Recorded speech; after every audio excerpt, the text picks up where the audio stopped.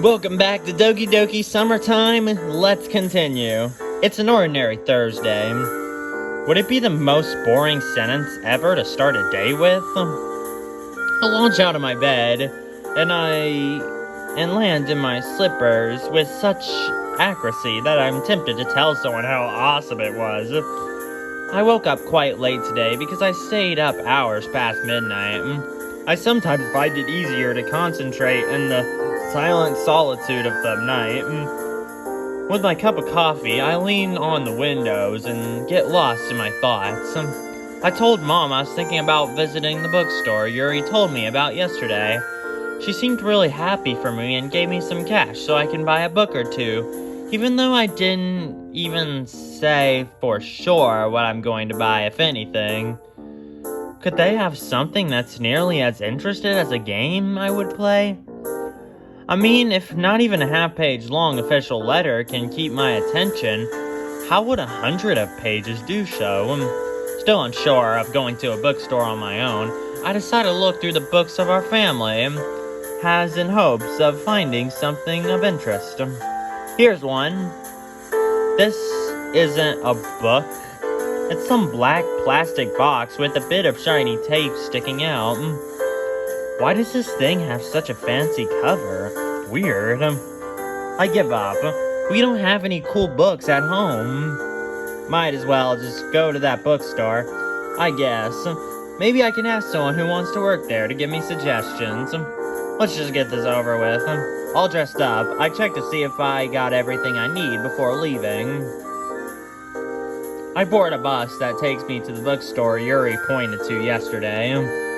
The bus had quite a few people on it, and the number only kept increasing as we neared the city center. Luckily, I don't have an issue with crowded spaces. However, all this traveling feels like such a nuisance if I compare to some of the open-world games I played. In those worlds, you don't need to walk or take buses, and the only thing you can do is stare out the window and get lost in your thoughts. At least that's what I do all the time. The only other two activities I see people do are chatting with each other and mashing their smartphones. As I'm looking out the window, the bus stops next to a playground. We're often visited back when Sayori and I were kids. We were so easily entertained with the little games we played outside. My parents still like to remind me of all the silly things we said and believed about the world. For example, there was this creepy old man who would sometimes sit on one of the benches at this playground. Always on the same one, too.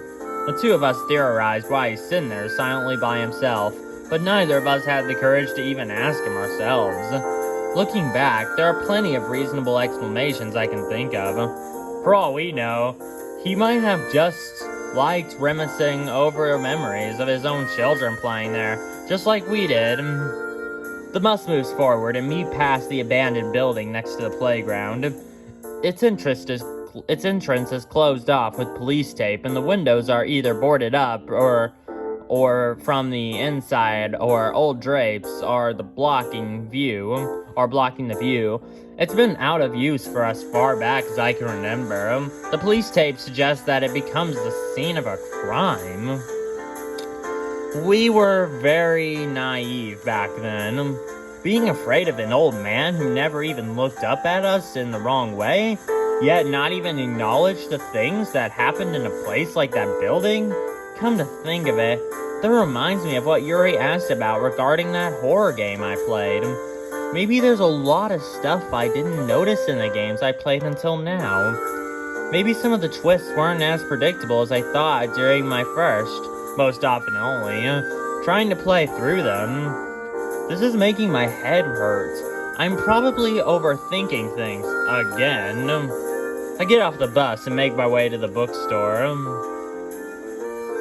I can't recall the last time I came here that wasn't for a sole purpose of buying a gift for someone. My first instinct guides me to look for manga. Unfortunately, their selection is very limited. Looking over all of them, I see that only two that interest me are ones I already own and read. I give up on this section soon after realizing this. Good thing they have labels indicating the contents of each section. Otherwise, I could have ended up looking at romance novels and find out it's actually some psychological horror story.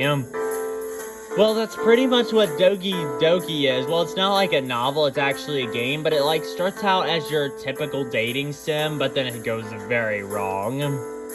I wonder, what kind of books have fighting, shoutouts, or other epic flashes? I'm reminded of a game I played recently where I assumed the role of a detective and got to bash bad guys with lead pipes. Maybe a detective novel then?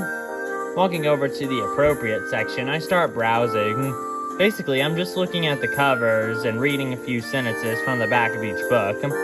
This isn't working out for me. It'd be so much easier if they listed the kind of things that happen in them, like how they show bits of scenes in movie trailers. As I'm walking about, I find myself in the horror thriller section. Hopefully I can find some action around here. As I turn the corner to the next row of shelves, I spot a dark-haired girl turn away from me, seemingly sorting through the books. She takes one down and returns it after glancing at it for a few moments. As she's putting it back, she's arranging them into a different order as well. Maybe she works here, in which case she might help me find a book if I ask nicely. Hello? Excuse me, miss? The lack of a response surprises me. Perhaps she's listening to music and I was too quiet. I edge closer and reach out my hand to touch her shoulder in case she still can't hear me. Hello? Sorry. Just as I'm about to tap on her shoulder, she suddenly turns around and bumps into my extended arm. Ah! Oh, it's Yuri. Very nice to see you, Yuri. Three thick, treacherous-looking books bounce briskly on the floor as Yuri drops everything. Definitely not the reaction I expected from a girl noticing me. I'm sorry, I thought you... No. It's my fault. I should have... Don't blame yourself. I'm... sorry. Saying that nearly at the same time causes both of us to blush. I wasn't expecting to see you here, Yuri. You didn't? I should have. She did say she likes visiting the bookstore. It's not like this is her hangout spot. Not that you should have... So, what brings you here, Josh? I'm looking for a book. Yuri pauses for a moment, probably expecting me to give a title or description. However, I don't know is none of those.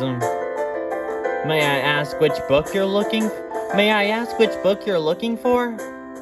I don't know.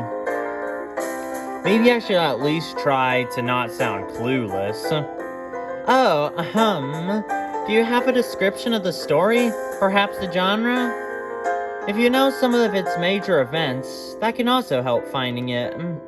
Something with a lot of action, like sword fights, car chases, space battles, you know.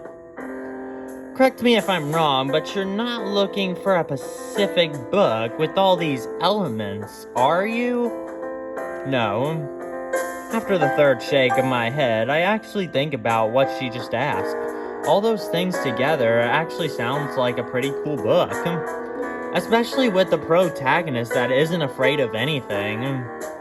I was about to ask you where I can find a book like that, but only because I thought you worked here. I wouldn't want to keep you busy. No, you can ask me. Should I really ask her after telling her what I wanted to say? I mean, I can help you if you would so desire. Yeah, that'd be great. Let me just pick these books up here for you first.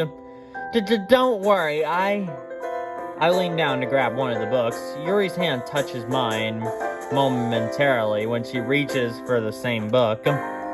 She immediately recoils. I grab the other two and hand over the surprisingly heavy stack. She takes it from me with an elegant motion, but without making eye contact. Shall we go then? Sure. It almost feels like an interrogation. Or maybe just an interview with all the questions she's giving me about what I'm looking for. She goes silent, descends deep into her thoughts, then suddenly walks away. After Yuri scans the array of books on the shelves, she picks one, and another one. She comes back, and walks past me. She takes a third book, and finally comes back with her eyes locked on 3 books, and stops right in front of me. Let's try these on for size. One by one, she gives me a detailed explanation of what the books are about, the writer's style, the personalities of the characters, and all that jazz. You know so much about these. How many times did you read them? I only read one of them in its entirety. From the other 2, I read a chapter or so to get a general feel for them. But how do you know so much about these books then?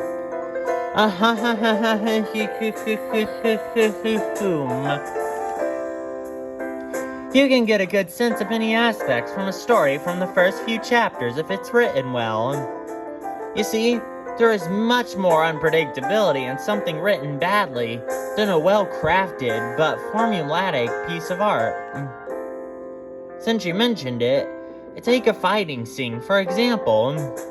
The protagonist may know what kind of moves to expect from the master martial artist if he knows that the specific style. However, this doesn't give him the ability to evade the skillful blows of the master. Contrary to this, with an untrained, practiced, whatever that word is, of art, there is a great degree of unpredictability. That doesn't mean you should hold your breath for something exceptional, but there's a chance for a perfectly executed move, even if it's just a slim chance. That's kind of how I try to predict where a story will go if I see that it's written well. What if there's a twist? How do you predict that? You don't. That's the point of a twist, Josh. I'm outclassed. Yuri looks past me and seems to read something off the wall. The store is closing in 10 minutes. Yeah, we should go find somewhere else. Where do you want to go? I spoke without thinking again. I don't know where to take her. Tuck it in the back of my mind for now and just start walking. There's probably some nice place we can go around here. I hope. We'll continue this in another part.